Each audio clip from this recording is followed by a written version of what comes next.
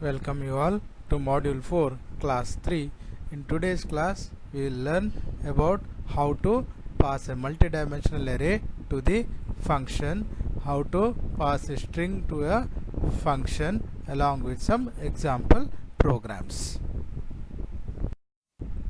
Now passing a multidimensional array to a function. Now here I have written a simple function which just displays the content of a two-dimensional array.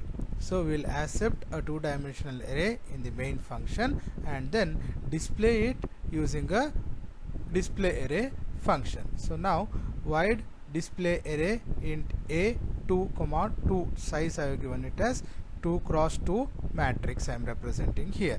So void indicates that the function does not return anything. Similarly, display array is the name of the function. Then it takes an argument that is a two-dimensional array. I specified size as 2 representing a 2 cross 2 square matrix. Now void main int a, again a is the two-dimensional array I have given over here representing a square matrix. To accept the input from the user, then I have used I and j here initialized to integer, declare two integers, integer variable I and j, to store each and every element in the array. I and j are the index for the multidimensional array. Now printf enter 4 numbers for the array since it is a 2 cross 2 square matrix. Now for I equal to 0, I is less than 2, I plus I. Similarly for j equal to 0, j is less than 2 plus j. So now for loop of I is for the row, for loop of j is for the column. Now one example I have shown over here, that is the user gives the input, let us say 1 2 3 4. Now first for I equal to 0, I is less than 2, the condition is true because 0 is less than 2. So control will come inside the I for loop. Now j for loop is executed. For j equal to 0, j is less than 2. Since j is 0, 0 is less than 2, the condition is true, so the control will come inside the j for loop. So whatever user inputs will be stored in a of ij. A of ij is now a of 0 0. For example, I have given here I is 0 and j is 0, the value I have given is 1. Next, j is incremented by 1, j becomes 1, 1 is less than 2, condition is true, so control will again come inside the j for loop. Again scanf percentage t comma ampersand a of ij. So now a of 0 1, whatever value user inputs will be stored in the location a of 0 1. For example, here I have taken value as 2. Now j is incremented by 1, so j becomes now 2. So 2 is less than 2, condition is false, so control will come outside the j for loop and it will go to the ith for loop. Now I is incremented by 1. I was 0, I becomes 1. Now 1 is less than 2, I is less than 2, condition is checked, 1 is less than 2, condition is true, so control will come inside the jth for loop. Now again j is 0, so 0 is less than 2, condition is true, so control will come inside the for loop. Now scanf percentage d comma ampersand a of ij. So now a of ij is a of 1 0. So the value entered here is, I have taken it as 3. So a of 1 0, the value 3 is stored in a of 1 0. Now j is again incremented, j becomes 1, so 1 is less than 2, condition is true, so control will come inside the for loop. Again scanf statement is executed. Now whatever value is input by the user will be stored in the location a of 1 1. In this example I have taken it as 4. Now j is again incremented by 1, j becomes 2 now. Now 2, j is less than 2, that is 2 is less than 2, condition is false, so control will come outside the jth for loop and will go to the ith for loop. Now I is incremented by 1. I was 1, I is incremented by 1, so I becomes 2 now. Now the condition I is less than 2 is checked, so 2 is less than 2, condition is false, so control will come outside the ith for loop. Now I will call the function display array and a is the complete two-dimensional array, I am passing just by mentioning the name of the array. So whatever array I have input over here, that is A, I am passing it to the display array function. Now once the function call is made, the control will come to the display array function, and the array A, which is passed from the main function, is copied onto array A in the display array function. So the formal parameter or the actual parameter is copied onto the formal parameter A. Now I have to display the contents of the two-dimensional array A. So I have made use of again two variables over here, I and j, as the index to access the elements of the array. I is for the next, the complete array is the statement I want to display, so I use printf.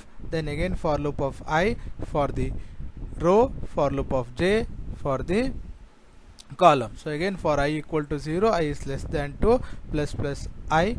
Again for j equal to 0, j is less than 2 plus plus j. Printf %d slash t comma a of ij, that is I am displaying the contents of the array. I have given slash t here to provide a tab space between the elements of the array. Now first I equal to 0, so 0 is less than 2, condition is true, so control will come inside the ith for loop. Now for loop of j is executed, j equal to 0, so 0 is less than 2, condition is true, so control will come inside the for loop. Now printf %d slash t comma a of ij, a of ij is now a of 0 0, the value here is 1, 1 will be displayed, and a tab space is left because I have given slash t. Then plus plus j is executed, j is incremented by 1. Now j becomes 1, so 1 is less than 2, condition is true, so control will come inside the for loop. Now printf %d slash t comma a of ij is executed. Now a of ij is now a of 0 1, so the value stored is 2, 2 is displayed. Now j is incremented by 1, j becomes 2. So 2 is less than 2, condition is false, so the control will come outside the jth for loop.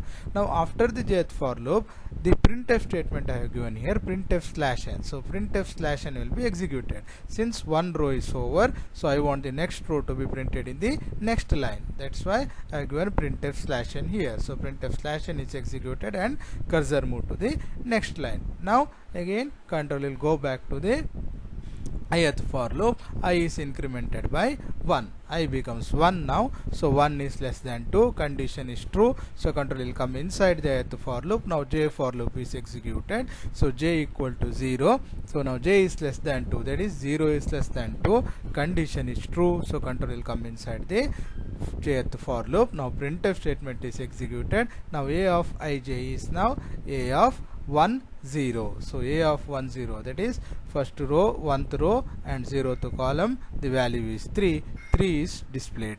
Then j is incremented by 1, j becomes now 1, so 1 is less than 2, condition is true, so again printf statement is executed. Now a of ij becomes a of 1 1, the content stored is 4, so 4 is displayed. Now j is incremented by 1, j becomes 2, so 2 is less than 2, condition is false, so control will come outside the jth for loop. Again printf statement is executed, cursor moves to the next line. Now again control will move back to the ith for loop. I is incremented by 1, I was 1, I becomes 2 now, so 2 is less than 2, condition is false, so control will come outside the ith for loop and the function execution ends here. Then the control will move back to the main function. After that the program terminates. We can also pass strings to a function. So now we'll see one example passing a string to a function. Here I have written a display string function which displays the string, whichever string is passed to the function. So it is not going to return the string or return the result back to the calling function. So the return type is given as void. Display string is the name of the string. So char str, that is it's going to accept a string from the calling function. So now I have given int main here, so char str size I have given 50, that means 49 characters it can store, plus 1 termination symbol will be stored indicating the end of the string. So str is the name of the string. Now printf enter string. I have made use of getS function here. GetS str will accept the string from the user. For example, I have given here hello as the input string. Now after accepting the string, display string function is called, display string str. So the string str what is accepted from the user is passed to the display string function. Now the control will go to the display string function char str. Now whatever value is stored in string str is copied to str in the display string function. Now printf string output, and I have used puts function to display the string. Puts str is executed and the output displayed will be hello. Then the control will come back to the main function. After the call to display string, the next instruction is return 0. Once return 0 is executed, the program terminates. So next is laboratory program 10. Write functions to implement string operations such as compare, concat and string length. So convince the parameter passing techniques. So now here we have already seen in module 3 how to compare two strings, how to concatenate two strings, how to find the length of the string without using the built-in function. So the same concept we are going to implement in this program by making use of the concept of functions. So now here char new str, it's a global variable declaration. I have declared a variable new str which is of a string, and width I have given it as 100. It's a global declaration, so the new str variable can be used in main function or any other function in the program. Next I have written the function string length function here to find the length of the string. So it is going to find the length of the string and return the length of the string back to the calling function. Since length of the string is nothing but the number of characters stored in the string, so it is an integer type. That's why return type I have mentioned it as int. Then string length is the name of the string, then char str100 because it takes a input string, so that's why I mentioned char str100 over here to store the input string sent by the calling function. Next function is to concatenate two strings. Since the string concat is the name of the function, it performs concatenation of two strings and it accepts it needs two strings to perform the concatenation operation. So it will accept two string as input parameters from the calling function. So I have declared here str1 and str2. Since I am not going to return the concatenated string back to the calling function, so return type I have mentioned it as void. Next function is string compare, which compares two strings and it specifies whether the strings are equal or not. It is not going to return the result back to the calling function. We are going to display whether the string is equal or not in the string compare function itself. That's why I have mentioned the return type as void. Next, void main as the beginning of the main function. Then two strings I have declared here, str1 and str2, to accept the input from the user. Next, printf enter two strings, then I am going to store it in str1 and str2. For example, here I have taken str1 as hi, str2 as hello. Now after that I want to display the length of the string. So length of str1 equal to %d comma string length of str1. Now I am calling the string length function and passing string1 to string length function. So string length function will compute the length of the string and the length of the string is returned back to the calling function, and the length of str1 is displayed. In this case length of str1 will be 2. Similarly, in the next printf statement, again I am calling string length function and passing string2 as input to the string length function. Again string length function will compute the length of str2 and return the length back to the calling function. In this case the value returned will be 5, since the string 2 consists of 5 characters. Next I am performing the concatenation of string 1 and string 2. So I am calling string concat function and passing string 1 and string 2 as the input.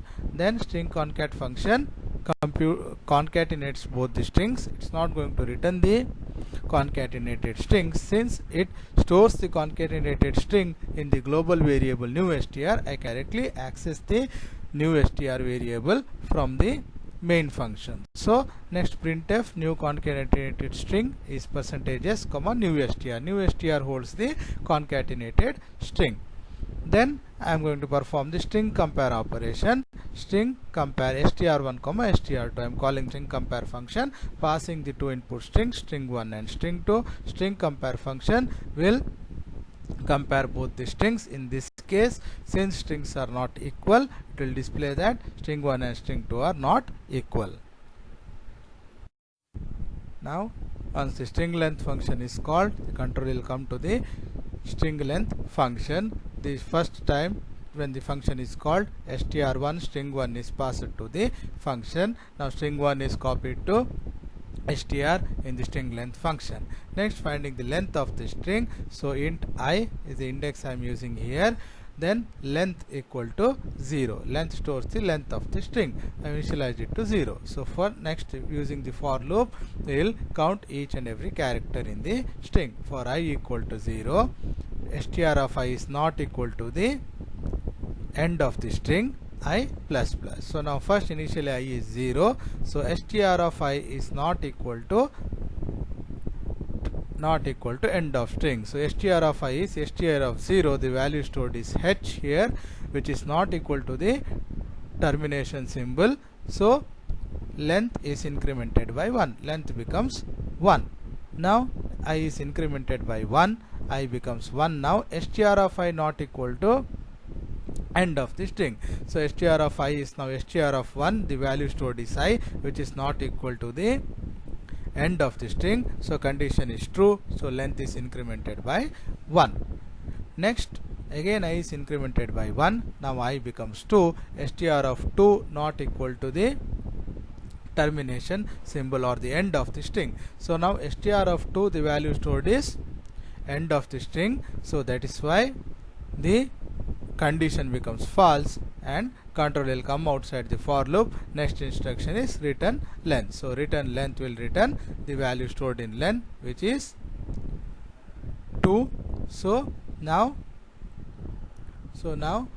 the control goes back to the main function and the length of a string is 1 will be printed. Again string length function is called. This time string 2 is passed, which will be copied to str. Again same task is repeated.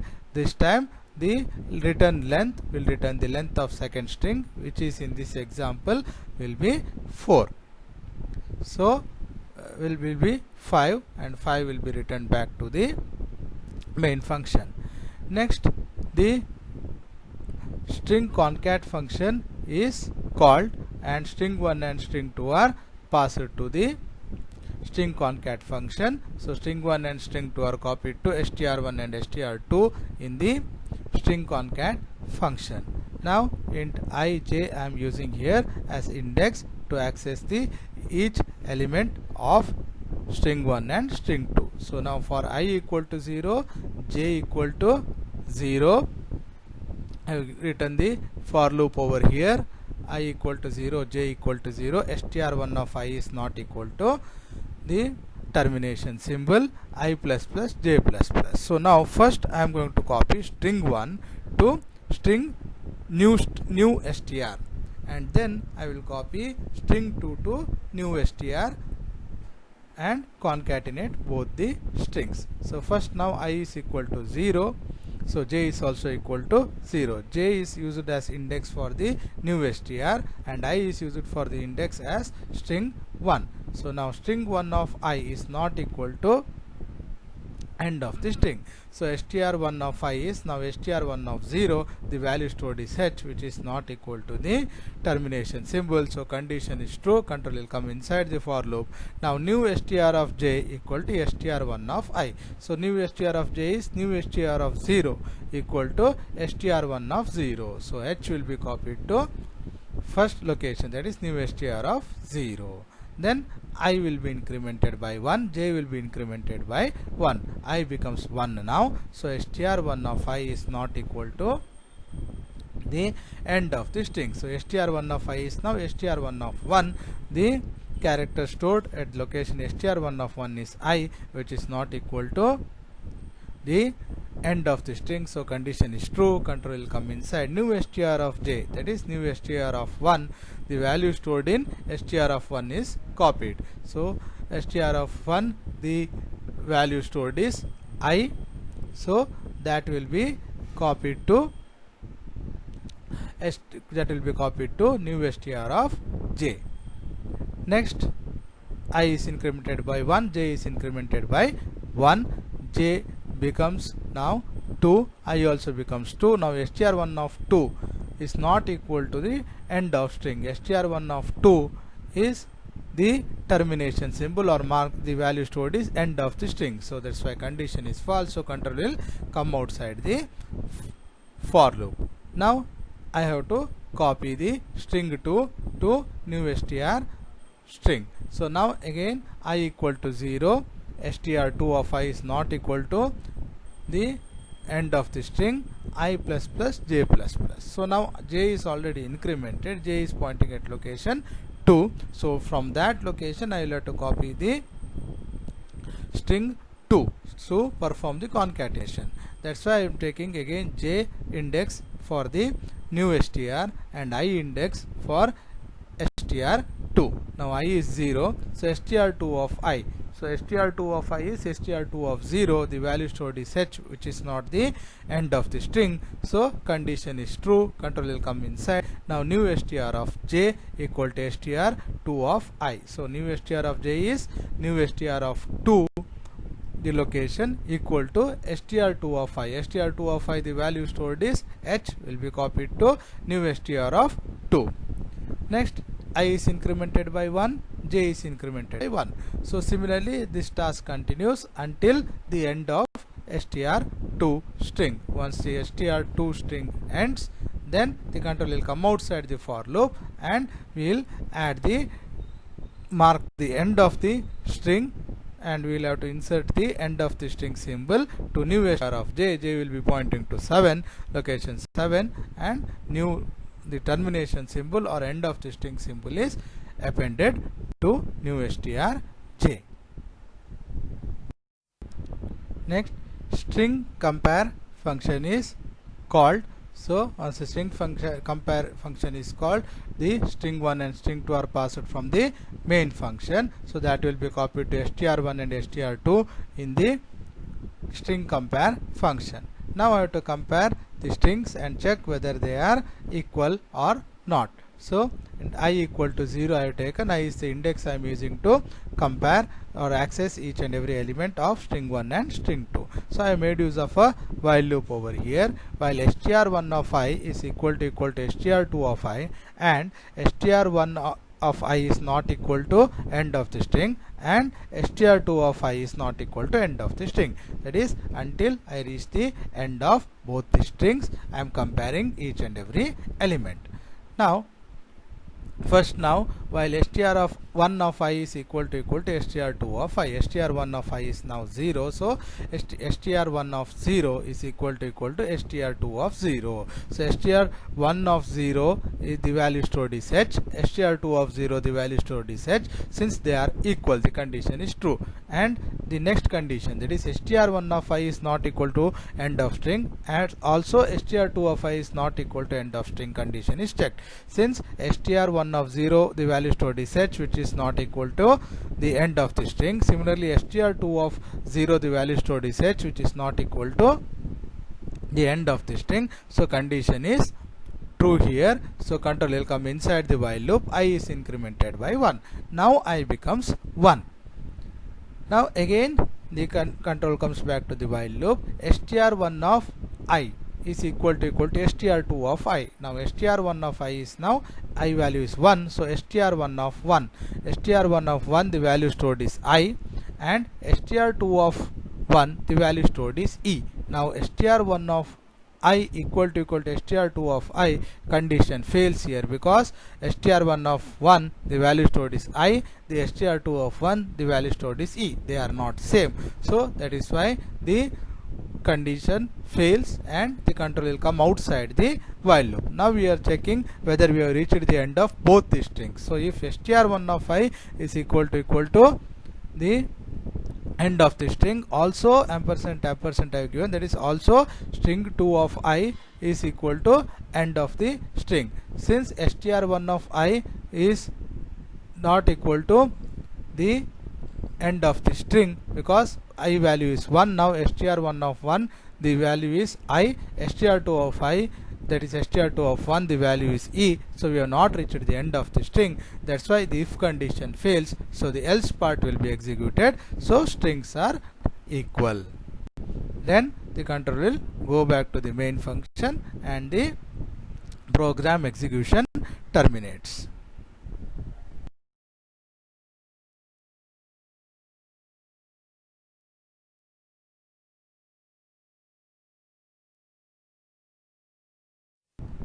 Now the nesting of functions is possible, that is we can call one function from the body of another function. So just to demonstrate the concept, I have written here a function which will find the sum of the two numbers. Now I have first function here I have written is void input display. So I have to input two numbers from the user, then display the result. So void input display function accepts the two numbers and then shows the result, but it does not return anything. It is not going to return the result back to the calling function, so I have mentioned the return type as void. Next I have written another function, that is int add int c comma int d, that is the add function adds the two numbers which are sent to it as the parameters, and it's going to return the result back to the calling function. That's why I mentioned return type as int. Now main function, so input display function, I'm just calling the input display function. Since the function does not take any argument, so I have just mentioned the name of the function, input display. Now control will come to the input display function. Now here int I comma j, there is two variables I have declared here to accept the two numbers from the user. Now enter two numbers, so scanf %d comma ampersand I comma ampersand j. For example I have taken here, for example the user enters two numbers as 3 and 2, so 3 and 2 will be stored in I and j. Next I am going to make a call to the function, that is add. So sum equal to add of I comma j. Now here since add I comma j returns the result back to the calling function, so I have made use of another variable sum here to make a call. So sum equal to add of I comma j. Once the add I comma j function call is made, the control will go to the add function. Now I and j whatever values are there will be copied to a and b in the add function, then return a plus b. In this example I have taken I as 3, j as 2, so a will be 3, b will be 2, so addition of that a plus b will be 3 plus 2 5, so 5 is returned back to the calling function. So 5 will be stored in sum, then printf sum is %d comma sum, so the output will be 5.